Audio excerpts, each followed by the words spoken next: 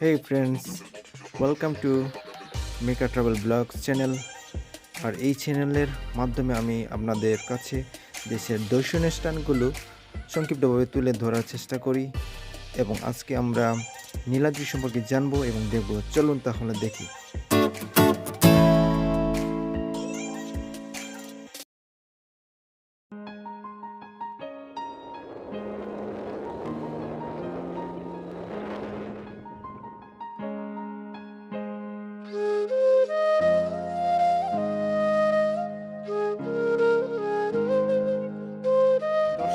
এই হচ্ছে নীলাদ্রি পার্ক এবং এই পার্কটি সুনামগঞ্জের তাহিরপুর উপজেলার টেকারঘাট পুরো মেঘালয় পাদদেশের নিচে অবস্থিত। আমরা এই নীলাদ্রি পার্কের উপর আজকে একটি ভিডিও বানিয়েছি এবং এই পার্ক সম্পর্কে আমরা কিছু ভালো ভালো জায়গাগুলো আমরা দেখব এবং এই পার্কের সম্বন্ধে আমরা জানব। ফ্রেন্ডস, এই লেকের পানি নীল হওয়ায় এর নাম অনেকেই নীলাদ্রি নামে জানে, কিন্তু আনুষ্ঠানিকভাবে এর নাম শহীদ সিরাজ লেক নামকরণ করা হয়েছে।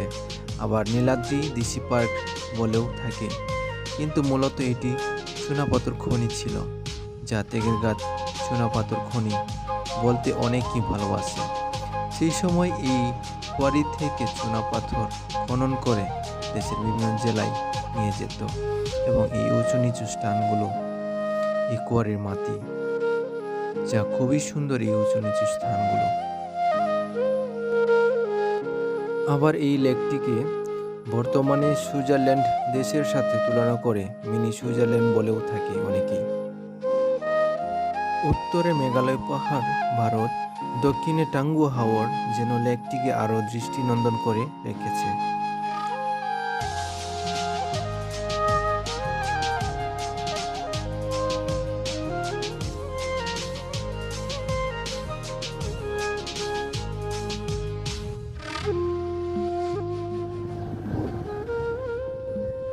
তৎকালীন সময়ে ওয়েক্লিপসিম খাসিয়ে রাজা এই প্রকল্পের সিভিল ইঞ্জিনিয়ারিং দায়িত্ব হিসাবে পালন করেছিলেন এবং আমরা দেখতে পাচ্ছি যে এখানে যতগুলো পুরনো বিল্ডিংগুলি আছে সেই বিল্ডিংগুলো কিন্তু তার নিজ হাতে নকশা করা।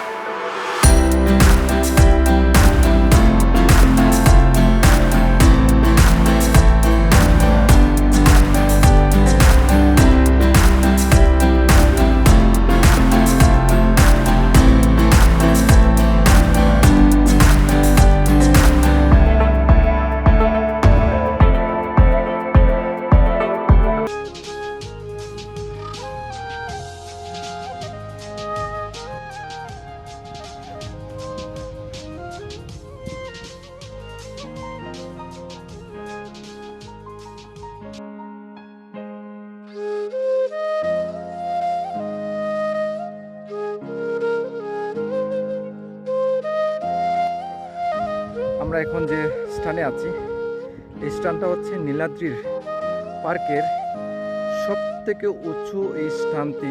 এই স্থান থেকে আমরা এই নীলাদ্রির পুরো প্রকৃতি এবং পরিবেশ সৌন্দর্যগুলো আমরা এখান থেকে দাঁড়িয়ে